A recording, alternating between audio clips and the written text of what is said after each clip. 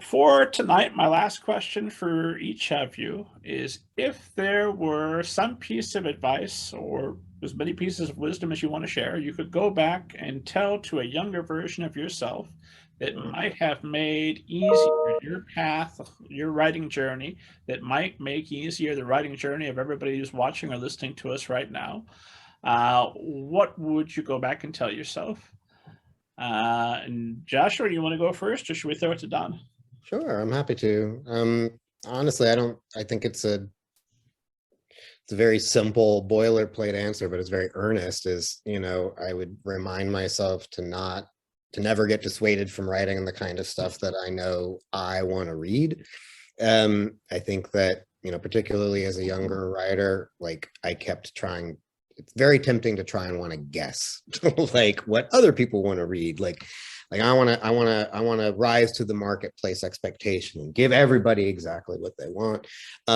Whether or not it's exactly what I would consume, that's secondary. And like the reality is, the stuff that I've had the most luck for, the most enduring passion with, has been the stuff that I've done for me, that has come from me, that I really like, that I long to read. That hasn't involved a lot of guesswork about like, what will other people think? Will everybody else like it? That's always going to be an element, and there's always going to be a fraught element of that to the marketplace. But yeah, I would remind myself to put my own taste front and center as often as is humanly possible, which I very quickly forget sometimes. I mean, just to speak to that before I answer,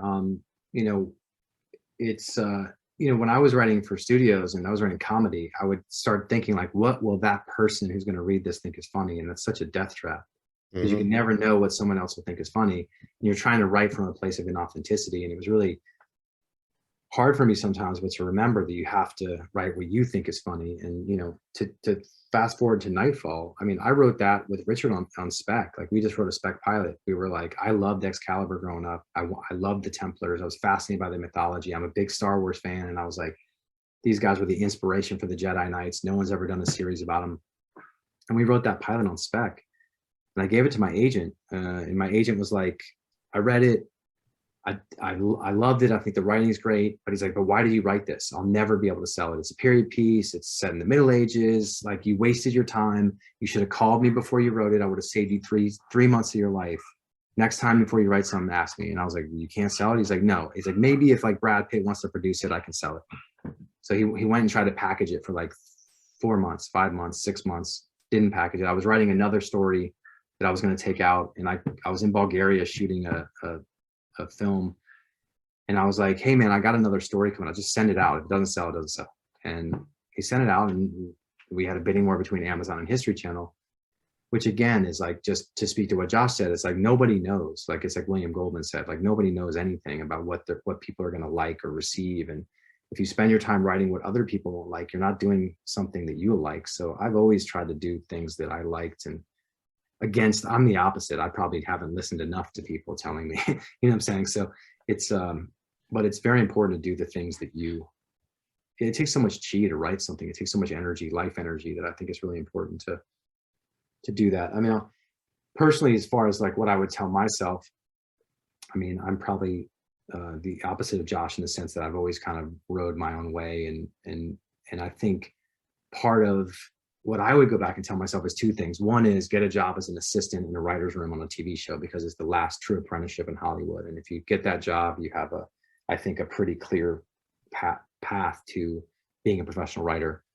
The other thing I would say is just learning how to take notes, and I don't know if that's something you can tell someone. I think I had to really, when I started writing for the studios, all my friends were indie film auteurs, and they had all like my friend won Sundance, and those aren't guys that take notes. They sort of create something and they bring it to the world, and the world appreciates it or not. But when you're writing in a studio system, it's all about taking notes. And I think for me, I didn't really get a sense of how difficult it was to work with me when I was a younger writer until I started giving notes to other writers when I was starting a production company. I was still writing, but I was now taking ideas and giving notes to other writers. And some of them that wouldn't listen, it was like, wow, this is like really hard and painful. And you also realize how it sours the person who actually has to sell and champion your work. So you're not only not listening to them, so you're not making your product better, but you're basically telling the person who has to go sell your product that they now might not believe in it because you're not listening to what they're telling you is wrong with it.